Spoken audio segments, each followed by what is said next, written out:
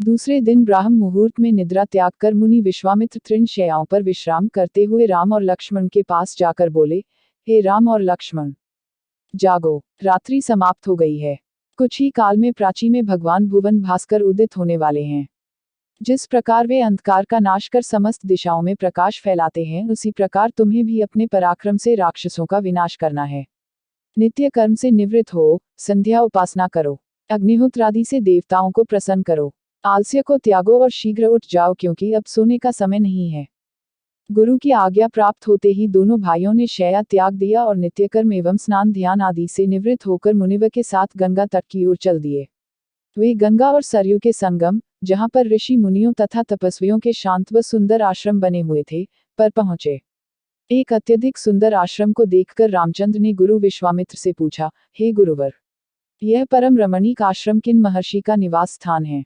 राम के प्रश्न के उत्तर में ऋषि विश्वामित्र ने बताया, हे राम, यह एक विशेष आश्रम है। पूर्व काल में कैलाशपति महादेव ने यहाँ घोर तपस्या की थी। संपूर्ण विश्व उनकी तपस्या को देखकर विचलित हो उठा था।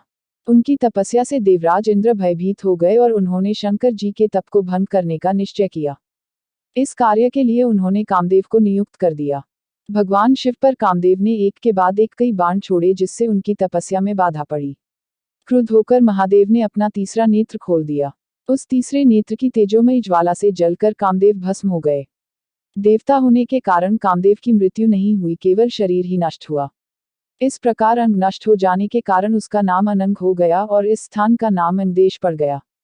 यह भगवान शिव का आश्रम है, किंतु भगवान शिव के द्वारा यहाँ पर कामदेव को भस्म कर देने के कारण इसे कामदेव का आश्रम भी कहते हैं। गुरु विश्वामित्र के आदेशानुसार सभी ने वहीं रात्रि विश्राम करने का निश्चय किया।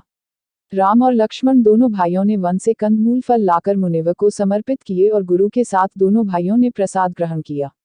तत्पश्चात स्नान, संध्या उपासना आदि से निवृत्त होकर राम और लक्ष्मण गुरु विश्वामित्र से अनेक प्रकार की कथाएं तथा धार्मिक प्रवचन सुनते रहे।